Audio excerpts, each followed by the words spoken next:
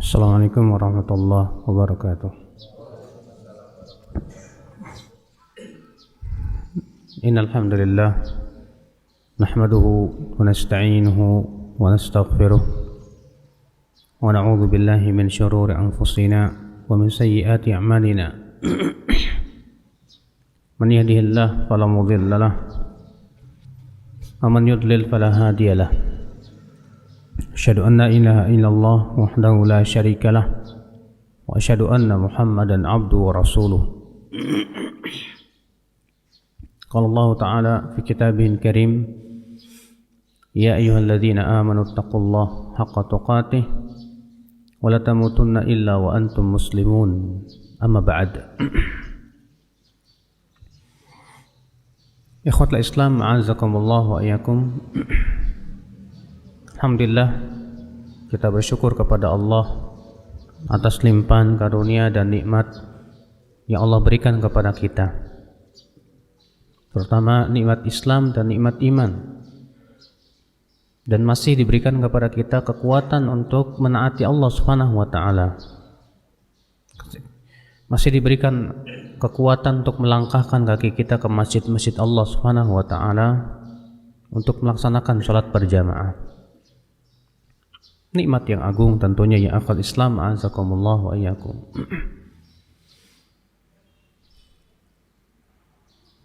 Pada kesempatan pagi hari ini saya ingin berbicara tentang sebuah ayat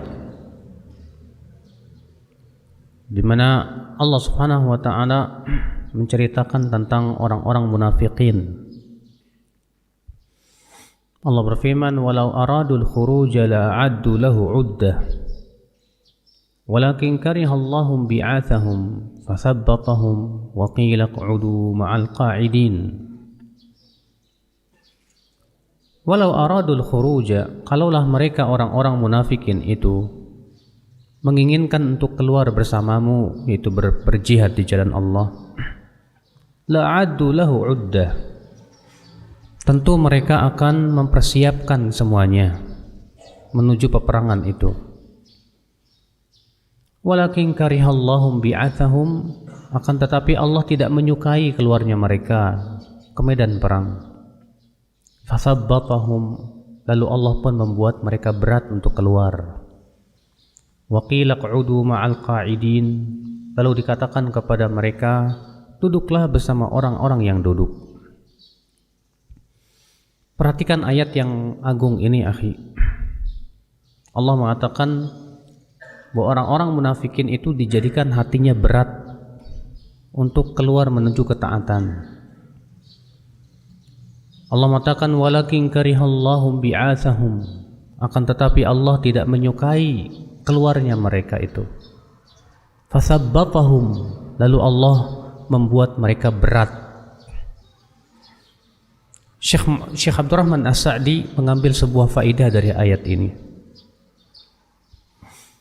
bahwa di antara tanda orang yang Allah tidak inginkan kebaikan padanya, yaitu dijadikan dia berat dalam melaksanakan berbagai macam ketaatan. Berat, mau pergi ke masjid berat, mau sholat berat, mau puasa berat, mau pergi menuntut ilmu berat. Dijadikan oleh Allah Subhanahu wa Ta'ala hatinya berat untuk melaksanakan berbagai macam ketaatan. Sebaliknya, hatinya merasa senang untuk berbuat kemaksiatan. Subhanallah, akal Islam, a'azakumullah wa iyyakum. Ini merupakan sifat orang-orang munafikin ya akhwat Islam. Lihat orang-orang munafikin itu berat bagi mereka sholat. Allah berfirman, innal munafiqina yukhadi'una Allah wa huwa khadi'uhum wa idza qamu ila sholati qamu kusala yura'una an-nas wa la yadhkuruna Allah illa qalila. Sesungguhnya orang munafik itu menipu Allah, dan Allah akan membalas tipuan mereka, kata Allah. Dan apabila mereka berdiri untuk sholat, mereka berdiri dengan malasnya. itu pun mereka riya, ingin dilihat manusia, dan tidak berzikir kepada Allah kecuali sedikit saja. Di sini Allah mensifati orang munafik apa? Apabila berdiri untuk sholat, berdiri malas mereka. Bahkan Rasulullah mengatakan, athqalus sholati alal munafiqin salatul isya'i wa salatul fajr. Salat yang paling berat atas orang munafik itu apa? Salat isya dan salat fajar. Rasulullah mengatakan salat yang paling berat, artinya semua salat buat mereka berat, tapi yang paling berat adalah salat isya dan salat fajar. Maka coba kita melihat dan merenungi diri kita. Selama ini Allah berikan kepada kita kemudahan tidak dalam menaati Allah Subhanahu wa taala. Allah jadikan tidak hati kita semangat dalam berbagai macam kebaikan. Atau kita selama ini dijadikan oleh Allah malas berbuat ketaatan. Selama ini kita dijadikan oleh Allah Subhanahu wa taala berat langkah kaki menuju berbagai macam kebaikan. Kalau ternyata hal itu ada pada diri kita, ketahuilah ya akhi bahwa di dalam hati kita masih ada nifaq. Nasallallahu salamata wal afiyah. Nifaq di sini bukan nifaq i'tiqadi ya, tapi maksudnya nifaq amali. Akhul Islam azakumullah. Lalu apa yang menyebabkan seseorang itu berat di dalam melaksanakan ketaatan? Ini yang harus kita telusuri, akhi. Yang pertama, banyaknya noda-noda hitam yang ada di dalam hatinya. Noda hitam itu berasal daripada maksiat. Kata Rasulullah SAW dalam riwayat Imam Ahmad, "Idza adnabal abdu nukitat fi qalbi nuktatun sauda." Apabila seorang hamba berbuat dosa, maka akan diberikan di hatinya itu apa? Titik hitam. Fa in taba saqula qalbuh. Kalau ia bertaubat, hatinya menjadi bening kembali. Fa in ada zida, tapi apabila ia kembali berbuat maksiat ditambah lagi titiknya. Hatta ta'luwa qalbah, sehingga goresan-goresan hitam, titik-titik hitam itu memenuhi ruangan-ruangan hatinya. Kalau sudah seperti itu, apa-apa yang terjadi? Ya, cahaya hidayah sulit untuk masuk. Dan itulah yang dimaksud oleh firman Allah, kata Rasulullah, kalla bal rana ala qulubihim ma kanu yaksibun. Tidak, sekali-kali tidak. Justru ran, titik-titik hitam, goresan-goresan hitam akibat maksiat itu telah memenuhi hati mereka disebabkan perbuatan-perbuatan mereka. Al-Imam Ibnu Qayyim rahimahullah berkata, al-ma'asi tud'iful qulub wa tuhinu. Maksiat itu bisa menyebabkan hati itu lemah. Maksiat itu menyebabkan seseorang itu berat melakukan berbagai macam ketaatan. Dan ini pengaruh buruk maksiat di akhwat Islam azakumullah wa iyyakum, dan ini sebab utama kenapa seseorang itu berat untuk melakukan ketaatan di akhi azakumullah wa iyyakum. Sebab yang kedua yang menyebabkan seseorang itu berat untuk melaksanakan ketaatan, yaitu al-jahl, kebodohan tentang ketaatan tersebut, dan tentang ikhwatul Islam azakumullah keutamaan yang besar daripada ketaatan tersebut. Biasanya seseorang semangat untuk meraih sesuatu karena ia tahu bahwa sesuatu itu mempunyai keistimewaan, Pak. Bapak akan semangat membeli sebuah produk. Kenapa? Bapak tahu, wah ini produk ini bagus, wah ini produknya istimewa. Maka begitu semangat Bapak untuk meraih produk tersebut. Bapak akan semangat untuk menuju suatu tempat yang katanya indah, katanya di sana Masya Allah bagus pemandangannya. Begitu semangatnya Bapak pergi ke tempat itu. Kenapa? Karena Bapak tahu di situ ada keutamaannya. Tapi ketika kita tidak tahu, mungkin ya kita akan kurang semangat kita menuju hal-hal seperti itu. Tapi ketika kita mengetahuinya, disitulah akan timbul semangat Bapak sekalian. Makanya ketika kita tidak mengetahui apa keistimewaan suatu amal, barangkali kita akan kurang ya semangat kita menuju amalan tersebut. Maka di sini terkadang ya akhi, kita perlu untuk mengetahui apa keistimewaan suatu amal, sehingga dari situlah kita bisa menimbulkan rasa semangat dalam tubuh kita, dalam diri kita. Makanya para nabi itu kan ya, di antara fungsi mereka adalah mubasysyirin wa mundhirin, yaitu memberikan kabar gembira dan memberikan peringatan.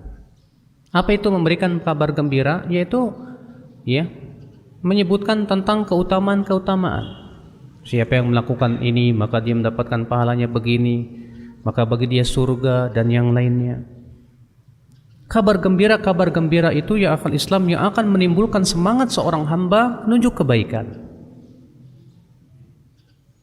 Maka ikhwatul Islam azakumullah, makanya kemudian para ulama menulis kitab Fadailul A'mal. Ya, contoh misalnya Al-Hafidh Ad-Dimyati dalam kitab beliau Al-Matjar Ar-Rabih. Beliau menyebutkan tentang hadis-hadis keutamaan amal. Contoh misalnya Al-Hafidh Al-Mundhiri dalam kitab At-Targhib wa Tarhib, yang kemudian dipilih hadis-hadisnya oleh Syekh Albani menjadi Sahih Targhib wa Tarhib. Beliau mengkhususkan buku tersebut untuk menyebutkan tentang keutamaan amal. Supaya apa? Memberikan apa? Semangat pada jiwa untuk mengamalkan. Sehingga ketika kita mengetahui keutamaan suatu amal, disitulah hati kita akan semangat di dalam mengamalkan ya akal Islam azakumullah wa iyyakum. Sebab yang ketiga, kenapa kita berat untuk beramal saleh dan ketaatan, yaitu kita terlalu mencintai dunia, akhi. Dunia lebih besar di hati dan di mata kita daripada akhirat. Karena dunia lebih besar dan lebih indah di mata kita, sehingga akhirnya bagi kita dunia itu seakan segala-galanya. Bahkan orang seperti ini akan lebih semangat kepada dunia dibandingkan kepada kehidupan akhirat. Maka akal Islam azakumullah wa iyyakum, orang-orang yang kurang imannya kepada kehidupan akhirat, semangatnya kepada kehidupan akhirat pasti berkurang. Dan orang-orang yang mencintai dunia, dia pun akan semangatnya menuju dunia pun sangat berlebih ya akal Islam azakumullah. Makanya lihat, dan memang setiap manusia itu pasti diberikan oleh Allah cinta dunia. Ana, antum semuanya cinta dunia, Pak. Buktinya kita masih cinta duit, cinta harta, dan yang lainnya. Dan memang itu sesuatu yang dihiaskan kepada kita. Allah berfirman, "Zuyyina lin-nasi hubbus syahawati minan nisa wal banin wal qanatiril muqantarah." Dihiaskan kepada manusia cinta syahwat berupa apa? Wanita, anak-anak, dan harta yang melimpah ruah. Namun akhi, ketika cinta dunia itu telah mengalahkan cinta akhirat, ini yang berbahaya. Ini yang berbahaya ya akhwat Islam azakumullah wa iyyakum. Makanya berapa banyak ayat-ayat yang mengecam orang-orang yang cinta dunia. Berapa banyak Allah Subhanahu wa taala pun mengecam tentang hakikat dunia. Kalau antum baca dalam Al-Qur'an, tidak ada dan antum tidak akan pernah mendapatkan satupun ayat yang memuji dunia. Tidak pernah ada ya akhwat Islam azakumullah. Allah sering mengingatkan, wa mal hayatud dunya illa mata'ul ghurur. Tidaklah kehidupan dunia kecuali apa? Kesenangan yang menipu, kata Allah Subhanahu wa taala. Ikhwatul Islam azakumullah wa iyyakum. Rasul kita yang mulia alaihi salatu wassalam ketika menyebutkan tentang sifat orang-orang yang dibenci, beliau bersabda apa? Kata Rasulullah, innallaha yubghidhu kulla ja'dhariyyin jawadin sakhabin bil aswaq jifatin bil lail himarin bin nahar alimin bi amrid dunya jahilin bi amril akhirah. Sesungguhnya Allah benci kepada siapa? Orang yang sombong, yang kasar, suka berteriak-teriak, di waktu malam bagaikan bangkai, di waktu siang bagaikan keledai, berilmu tentang dunia tapi dia bodoh tentang kehidupan akhirat. Ini Allah benci kepada orang seperti ini. Akhul Islam, azakumullah wa iyyakum. Makanya ketika Allah menyebutkan bahwasanya Rasulullah SAW adalah uswatun hasanah, Allah menyebutkan buat siapa? Allah berfirman, laqad kana lakum fi rasulillahi uswatun hasanatun liman kana yarjullaha wal yawmal akhir wa dzakarallaha katsira. Sungguh telah ada pada diri Rasul uswatun hasanah, suri tauladan yang baik. Tapi untuk siapa, Pak? Allah mengatakan liman kana yarjullaha wal yawmal akhir wa dzakarallaha katsira. Bagi orang yang mengharapkan Allah dan kehidupan akhirat dan banyak berzikir kepada Allah Subhanahu wa taala. Maka orang-orang yang mengharapkan Allah dan kehidupan akhirat itulah yang akan menjadikan Rasulullah sebagai uswah hasanah. Sebaliknya, orang yang lemah imannya kepada Allah dan kehidupan akhirat, lemah pula untuk menjadikan Rasulullah sebagai uswah hasanah. Akhul Islam, azakumullah wa iyyakum.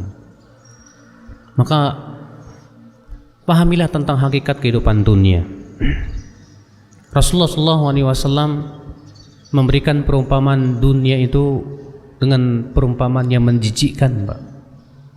Rasulullah pernah bersabda kepada seorang sahabat yang bernama Abu Dzar. Apa kata Rasulullah kepada Abu Dzar? Akalta ya Abu Dzar? Kamu makan hai Abu Dzar?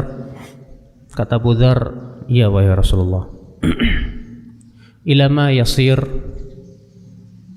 makanan yang kamu makan itu jadi apa setelah itu? Kata Abu Dzar, ilama aqad arafta ya Rasulullah, kepada sesuatu yang engkau telah ketahui ya Rasulullah. Maksudnya apa? Jadi kotoran, Pak. Kata Rasulullah, dzaka mathalud dunya, itu adalah perumpamaan kehidupan dunia. Seseorang, akhi azakumullah wa iyyakum, membuat makanan yang paling enak, harganya mahal. Setelah dimakan yang keluar apa, Pak? Tetap bau, tetap tidak enak. Ternyata kata Rasulullah SAW, dunia itu seperti itu. Tapi ternyata akhi, kita lebih senang berebut kotoran. Kita lebih senang berebut sesuatu yang tidak berharga di mata Allah Subhanahu wa taala. Dalam riwayat yang lain Rasulullah SAW bersabda, "Lau kanatid dunya tazinu 'indallahi janaha ba'udah, ma saqallahu al-kafira ka'sa." Kalaulah dunia itu harganya di mata Allah seharga sayap nyamuk, Allah tidak akan memberikan orang kafir seteguk air pun juga. Berarti dunia itu sesuatu yang hina di mata Allah Subhanahu wa taala. Maka ketika seorang hamba memandang dunia dengan pandangan yang hina, dia akan semangat kepada kehidupan akhirat. Tapi ketika seorang hamba memandang dunia sebagai sesuatu yang luar biasa, dia akan menjadi lemah menuju kehidupan akhirat di akal Islam. Karena cinta akhirat dan cinta dunia tidak akan pernah bisa bersatu. Orang yang terlalu cinta dunia, lemah cinta akhiratnya. Dan orang yang sangat cinta akhirat, lemah cinta dunianya. Dan tentunya cinta akhirat lebih baik daripada cinta dunia. Makanya lihat Rasulullah dan para sahabatnya, hatinya dipenuhi dengan cinta akhirat. Kegembiraan mereka ketika mendapatkan kehidupan akhirat. Mungkin antum pernah mendengar kisah Sa'id bin Amir, gubernur Homs yang dipilih oleh Umar bin Khattab radhiyallahu anhu arba. Suatu ketika sebagian penduduk Homs datang ke kota Madinah. Lalu Umar bin Khattab memanggil mereka. Kata Umar, "Uktub li asma al-fuqara." Coba tuliskan kepada saya nama-nama orang-orang fakir miskin yang ada di Homs. Ditulis oleh mereka yang pertama Sa'id bin Amir. Umar bertanya, siapa Sa'id bin Amir? Amiruna, gubernur kami. Kata Umar, amirukum fakir? Gubernur kalian fakir miskin? Iya. Masya Allah Pak, di mana ada di dunia ini gubernur fakir miskin, Pak? Mendengar itu Umar pun menangis. Dikirimnya oleh Umar uang sebesar 100.000 dinar atau dirham. Kemudian dikirimlah, sesampainya ke Sa'id bin Amir, dibukanya, ternyata isinya uang. Apa kata Sa'id bin Amir? Inna lillahi wa inna ilaihi raji'un. Bayangkan, dikirimin uang malah mengucapkan apa? Inna lillahi wa inna ilaihi raji'un. Kalau kita kira-kira apa, Pak? Masya Allah. Beliau mengatakan inna lillahi wa inna ilaihi raji'un. Apa kata istrinya? Ma asabaka ya Sa'id? Apa musibah yang menimpa engkau, hai Sa'id? Kata Sa'id, bal a'zam min musibah, lebih berat dari musibah. Dakhalat alayya dunya litusida akhirati. Ini ada dunia yang mau masuk ke saya untuk merusak akhirat saya. Itulah kehidupan sahabat. Bagi mereka dunia itu kecil. Bagi mereka dunia itu hina. Sementara kita, yang agung di mata kita adalah para pencinta dunia. Kita melihat para pecinta dunia itu agung di mata-mata kita. Dunia itu begitu indah di hati kita. Akhirnya apa? Kita lebih semangat kepada dunia daripada kepada kehidupan akhirat. Ya akhal Islam, a'azakumullah wa iyyakum.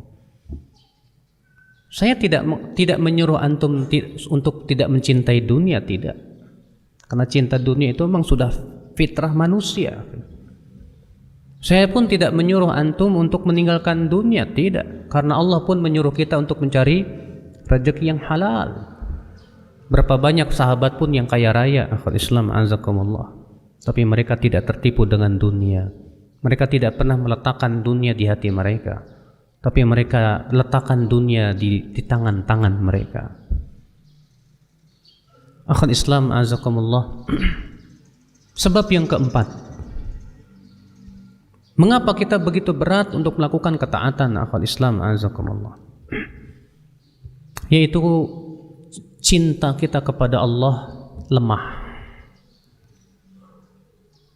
Walaupun orang itu mengatakan saya cinta Allah, karena hakikat cinta Allah bukan di lisan, bukan di lidah, tapi cinta itu yang akan melahirkan semangat. Dan perlu Bapak ketahui dan ibu-ibu ya, motor kita dalam kehidupan kita itu cinta, Pak. Dengan cintalah Bapak bergerak. Karena cinta Bapak mencari uang. Karena cinta Bapak menikah. Karena cinta Bapak ingin punya anak.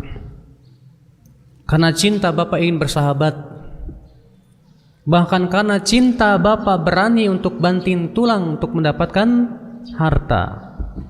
Ya, sengaja Allah berikan ke hati kita cinta uang, cinta harta, cinta wanita. Supaya apa? Lestari kehidupan manusia. Untuk cinta itulah menjadi sebuah motor penggerak yang sangat kuat dalam kehidupan. Cinta dan harapan. Kenapa Bapak begitu semangat bekerja cari duit, Pak? Karena Bapak berharap pengen dapat duit, dan juga karena Bapak cinta kepada duit itu. Itulah motor penggerak kehidupan, cinta. Demikian pula Pak, motor penggerak ketaatan itu pun cinta. Orang yang cinta kepada Allah akan terlihat semangat dia menuju ketaatan, semangat dia mencari ridha Allah, semangat dia mencari surga Allah subhanahu wa ta'ala. Tapi ketika cinta kepada Allah itu kurang, semangatnya juga menuju ketaatan pun kurang. Ya akhal Islam, azakumullah wa iyyakum. Siapa di antara kita yang mengatakan saya cinta Allah? Coba introspeksi diri. Selama ini semangat saya menuju mencari cinta Allah itu bagaimana? Lemahkah? Kalau ternyata kita lemah dalam mencari cinta Allah, itulah kadar cinta kita kepada Allah Subhanahu wa taala. Ikhwatul Islam, azakumullah wa iyyakum. Memang mengucapkan cinta Allah itu mudah, tapi untuk merealisasikan cinta kepada Allah itu tak mudah, Pak. Karena cinta butuh pengorbanan, Pak. Semakin cinta, berkorbannya semakin luar biasa.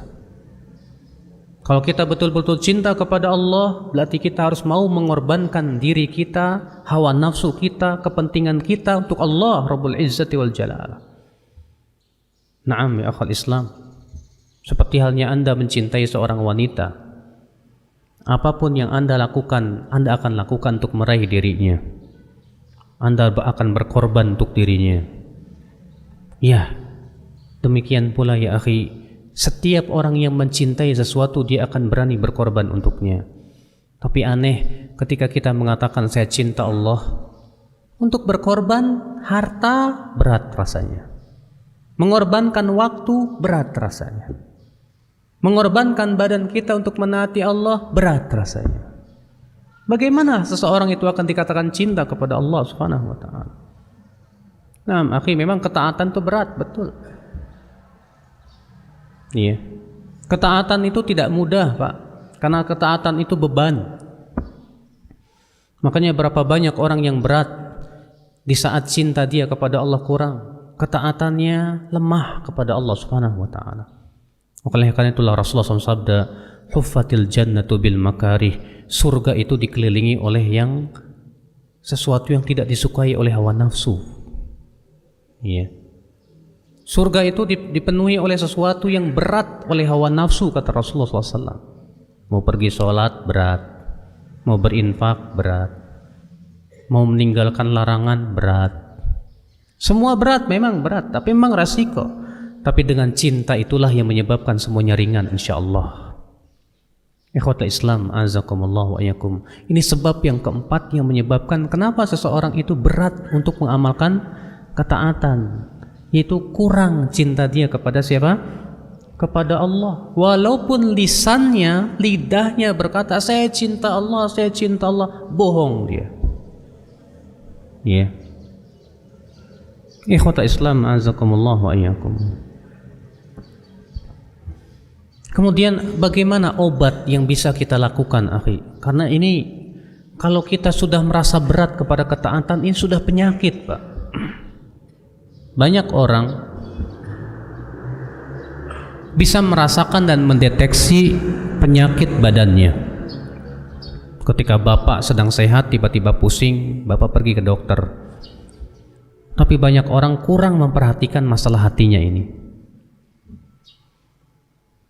Akhal Islam, azakumullah, kalau kita sudah merasa berat untuk melaksanakan ketaatan, berarti seharusnya kita bisa mendeteksi ada penyakit hati di hati kita.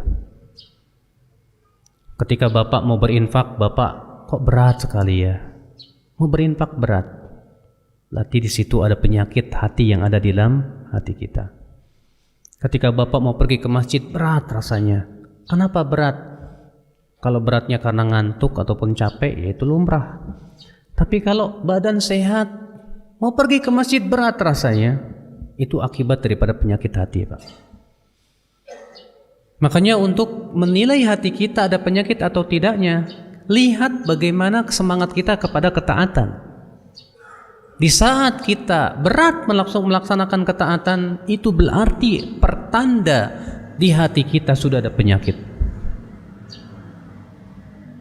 Maka penting pada waktu itu ya akhi, azakumullah wa yakum, harus menerapi hati. Bagaimana terapi hati itu ya akhi, azakumullah? Al-Imam Ibnu Qayyim rahimahullah dalam kitab beliau Ad-Da' wa Dawa menyebutkan beberapa terapi yang bermanfaat insyaallah. Apa itu? Yang pertama, ad-du'a, berdoa kepada Allah Subhanahu wa taala. Adalah doa Rasulullah sallallahu alaihi wasallam, ya muqallibal qulub, tsabbit qulubana ala dinik. Wahai yang membolak-balikan hati, kokohkan hatiku di atas agamamu. Ya musarrifal qulub, sarrif qalbi ila ta'atik. Wahai yang memalingkan hati, palingkan hatiku kepada ketaatan kepadamu. Bahkan ada satu doa, Pak, yang Rasulullah ajarkan kepada Mu'adz bin Jabal, jangan tinggalkan di belakang sholat. Kata Rasulullah apa? Ya Mu'adz, inni uhibbuk. Hai Mu'adz, aku cinta kamu. La tada'anna dubura kulli sholatin an taqul. Jangan kamu tinggalkan doa ini di setiap di belakang sholat. Allahumma a'inni ala dzikrika wa syukrika wa husni ibadatika. Ya Allah, bantu aku untuk berzikir kepadamu, untuk mensyukuri nikmatmu dan untuk memperbaiki ibadahku kepadamu. Wallahi Pak, tanpa bantuan Allah kita tidak bisa menaati Allah.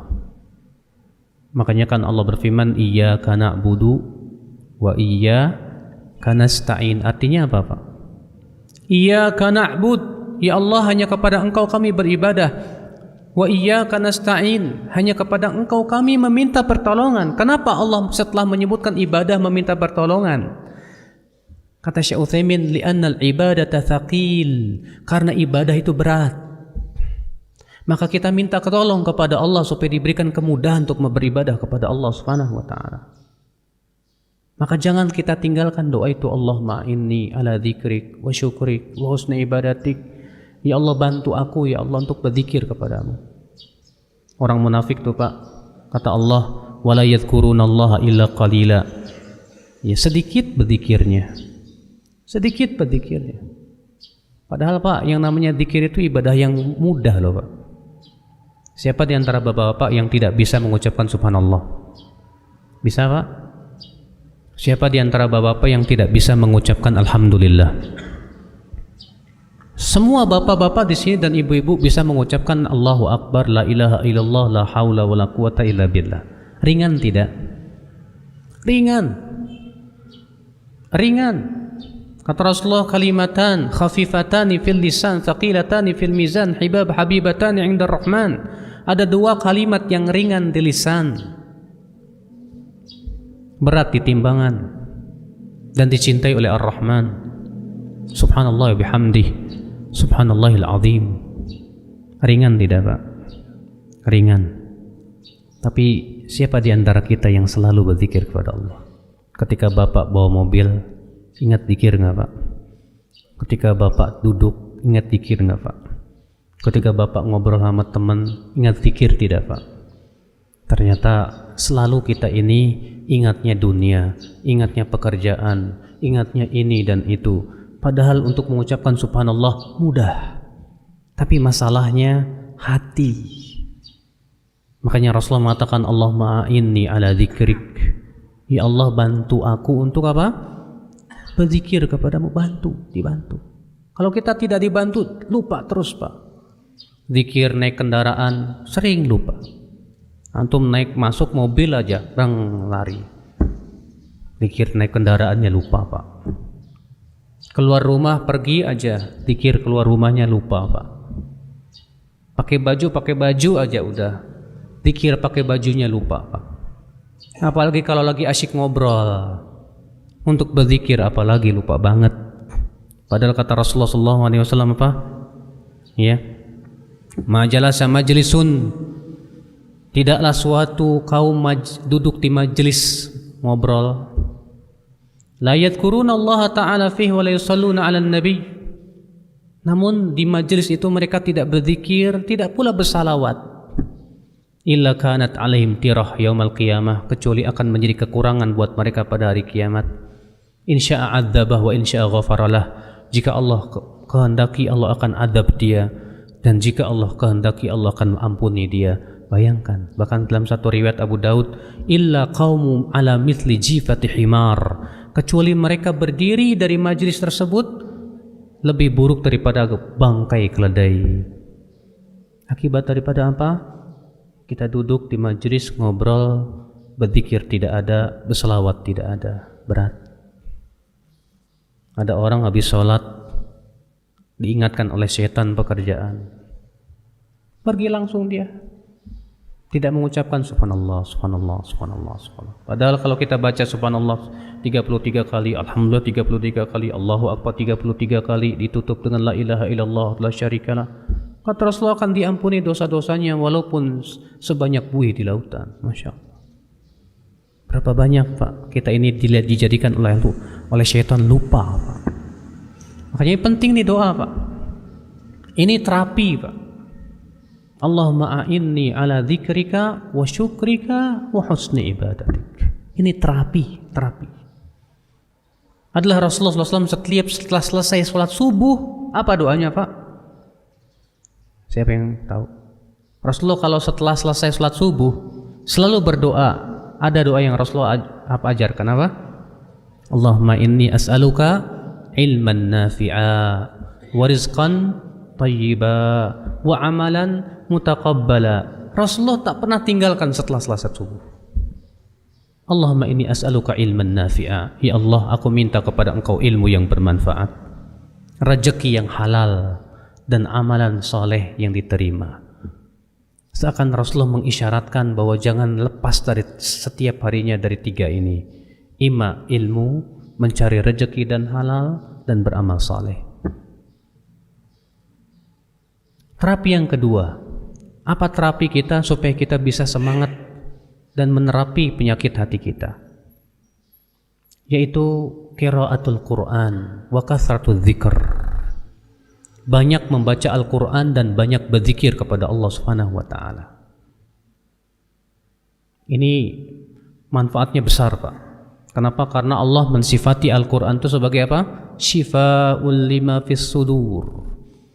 Allah berfirman dalam surat Yunus ayat 57, Ya ayyuhan nas qad ja'atkum mau'izatun min rabbikum wa shifa'ul lima fis sudur.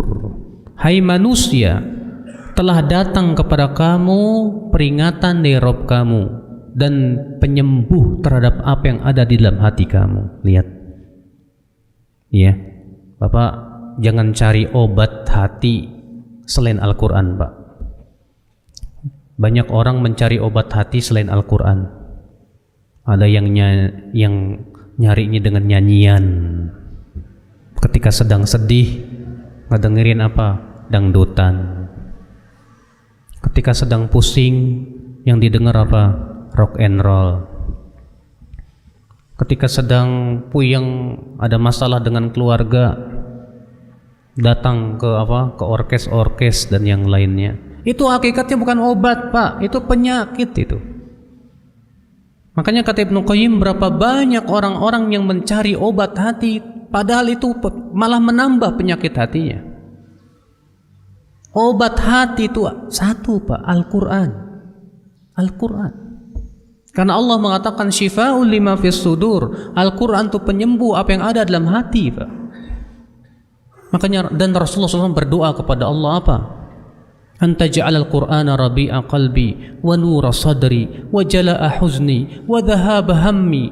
Ya Allah, jadikan Al-Quran sebagai apa? Air yang menyejukkan hatiku, cahaya di dadaku, penghibur kesedihanku, dan penghilang kegudahanku.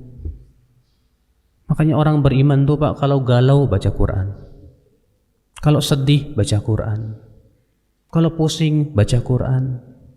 Adalah Rasulullah SAW idza hazabahul amru shalla. Rasulullah apabila ditimpa kesusahan dan kesulitan, salat.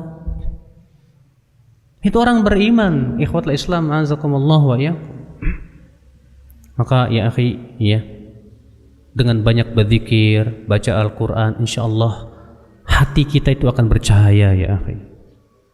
Ada seorang disebutkan dalam satu riwayat yang disebutkan oleh Hafidz Ibnu Rajab dalam kitab beliau Jami' Ulumil Hikam di hadis nomor 42. Ada seorang laki-laki datang kepada Rasulullah SAW dan berkata, Ya Rasulullah, inna syara'i al-Islam qad kathurat.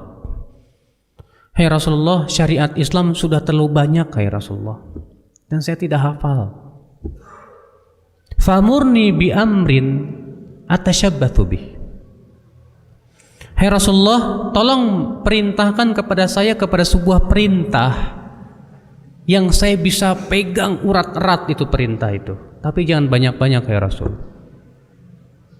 Karena syariat Islam ini sudah terlalu banyak, kata beliau. Apa kata Rasulullah?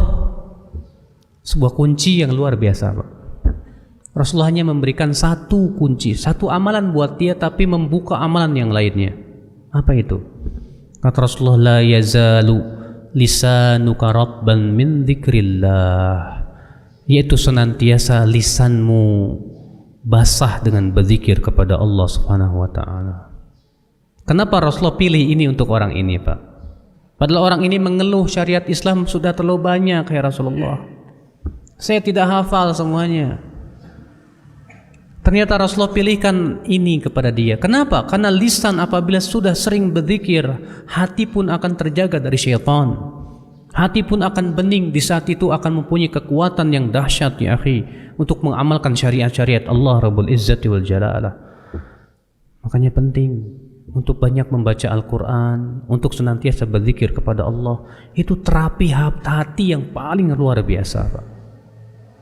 Iya. Kemudian yang ketiga dan yang ini terakhir insyaallah, yaitu selalu duduk di taman-taman surga. Bapak tahu taman-taman surga itu apa? Kalau Bapak pergi ke taman safari, Bapak senang pergi ke taman-taman yang indah kemarin tuh sana tuh Batu Raden. Senang rasanya Bapak senang berada di sebuah taman yang indah, Pak. Di dunia ini, Pak, taman surga itu adalah majlis-majlis ta'lim. Kata Ibnu Mas'ud, "Idza marartum biriyadil jannah farta'u." Apabila kalian melewati taman-taman surga, singgahlah di situ. Lalu ditanya kepada Ibnu Mas'ud, apa yang dimaksud dengan taman-taman surga Ibnu Mas'ud? Kata Ibnu Mas'ud, hilaqul fiqh, yaitu halaqah-halaqah ilmu, majlis-majlis ta'lim. Penting, Pak. Ya. Karena makanan akal kita ilmu. Makanan akal kita ilmu, Pak. Dengan ilmu seseorang akan menjadi sempurna akalnya. Dengan ilmu seseorang akan terbimbing kepada jalan kebaikan. Dengan ilmu seseorang bisa mengetahui ini surga, ini neraka. Dengan ilmu seseorang akan mengetahui sikap yang maslahat dan meninggalkan berbagai macam mudarat. Maka dengan ilmu itulah dia akan bisa memperbaiki hatinya. Akhwat Islam a'azakumullah wa iyyakum. Makanya Pak, majlis ilmu itu majlis yang dihadiri oleh malaikat. Kata Rasulullah SAW, ya, wa majalasa qaumun fi baitin min buyutillah yatluna kitaballah wa yatadarasunahu bainahum illa hafathumul malaikah wa ghashiyatuhumur rahmah illa nazalat alaihimus sakinah, ya, wa dzakarahumullahu fi man indah. Tidaklah suatu kaum berkumpul di suatu masjid Allah, mereka membaca Al-Quran dan mempelajarinya, kecuali akan turun kepada mereka ketenangan, akan dikelilingi oleh malaikat, akan dilingkupi oleh rahmat Allah, dan akan Allah sebutkan mereka di hadapan malaikatnya untuk dibangga-banggakan. Orang yang duduk di majelis ta'lim tuh, Pak, nama-nama innya mereka itu akan disebut oleh Allah di hadapan malaikat yang ada di sekitarnya. Dan menurut Imam Ahmad, Rasulullah SAW pernah masuk ke masjid. Didapatinya para sahabat sedang ngobrol tentang ilmu dan Islam. Lalu Rasulullah bertanya, sedang duduk apa kalian di sini? Kata mereka, kami sedang mengingat Allah dan Islam, wahai Rasulullah. Kata Rasulullah, benar kalian tidak berkumpul kecuali untuk itu? Benar, wahai Rasulullah. Benar kalian tidak berkumpul untuk kecuali untuk itu? Benar, hai Rasulullah. Benar kalian tidak berkumpul kecuali untuk itu? Benar, hai Rasulullah. Kata Rasulullah, fa inni la attahimukum bisyai'. Saya tidak menuduh kalian macam-macam. Walakinna Jibril akhbarani bi anna Allah yubahi bikumul malaikah. Akan tetapi Jibril tadi mengabarkan kepadaku bahwa Allah membangga-banggakan kalian di hadapan malaikatnya. Orang-orang yang duduk di majelis zikir dibangga-banggakan oleh Allah di hadapan malaikatnya, Pak. Majelis ilmu. Kalau nama Bapak disebut di koran, dibangga-banggakan, senang nggak, Pak? Kalau nama Bapak disebut di televisi, dibangga-banggakan, senang nggak, Pak? Tapi Bapak masuk koran, masuk televisi, nggak ada jaminan masuk surga, Pak. Mana yang lebih Bapak sukai? Nama Bapak disebut oleh Allah, dibangga-banggakan di hadapan malaikatnya, atau nama Bapak disebut di presiden, tentu disebut oleh Allah lebih utama di hadapan majelis malaikatnya yang sangat luar biasa, Ikhwata Islam azakumullah. Maka dari itulah semangat penuntut ilmu itu terus dan terus sampai akhir hayat. Jangan pernah berhenti. Lihat Nabi Musa alaihissalam, semangatnya menuntut ilmu luar biasa. Ya, ketika Nabi Musa ditanya, apakah ada manusia yang lebih berilmu dari engkau, hai Musa? Kata Nabi Musa apa? Tidak ada. Maka Allah menegur dan berkata, bala, ada, hambaku Khidir. Maka kemudian Nabi Musa minta kepada Allah, ya Allah berikan kesempatan aku untuk bertemu dengan Khidir. Maka Allah pun menyuruh Nabi Musa pergi bersama pelayannya, berjalan dan diberikan apa? Ya, membawa keranjang dan membawa apa? Ikan. Sehingga di suatu tempat nanti ikan itu akan hilang, disitulah dia akan bertemu dengan apa? Khidir. Cuman Pak, menariknya Allah menyebutkan dalam ayat surat Al-Kahfi itu apa? Hatta ablugha majma'al bahraini. Ya, hatta ablugha majma'al bahraini hukuba.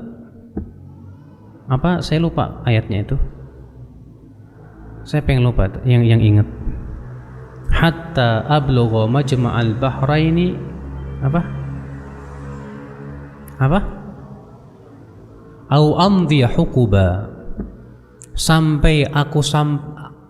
Sehingga aku sampai majma'al bahrain, pertemuan dua laut, atau saya akan terus berjalan hukuba. Bapak tahu nggak artinya hukuba? Hukuba itu jamak dari hukbah. Hukbah dalam bahasa Arab itu 80 tahun. Nabi Musa mengatakan, saya akan terus mencari Khidir sampai saya menemukan tempat yang Allah tentukan, yaitu pertemuan dua laut, atau saya akan berjalan berhukub. Hukub itu artinya satu hukubnya 80 tahun, berarti ratusan tahun. Nabi Musa berkata, saya akan terus berjalan walaupun ratusan tahun untuk bertemu Khidir, menuntut ilmu kepada dia. Luar biasa Pak. Bagaimana semangatnya Nabi Musa alaihissalam menuntut ilmu Allah subhanahu wa ta'ala. Ya. Berbeda dengan kita ini lemah semangatnya menuntut ilmu Allah subhanahu wa ta'ala. Semoga Bapak sekalian kajian pagi hari ini bermanfaat, terutama buat saya pribadi yang bicara, dan buat Bapak-Bapak sekalian, dan bisa kita amalkan dalam kehidupan kita sehari-hari. Kita berlindung kepada Allah dari sifat kemunafikan, yaitu dijadikan berat untuk melaksanakan ketaatan kepada Allah subhanahu wa ta'ala. Dan kita minta kepada Allah terus semangat sampai akhir hayat kita menuju berbagai macam kebaikan. Aqulu qouli hadza, subhanakallah bihamdik, asyhadu an la ilaha illa anta, astaghfiruka wa atubu ilaik. Wassalamualaikum warahmatullahi wabarakatuh.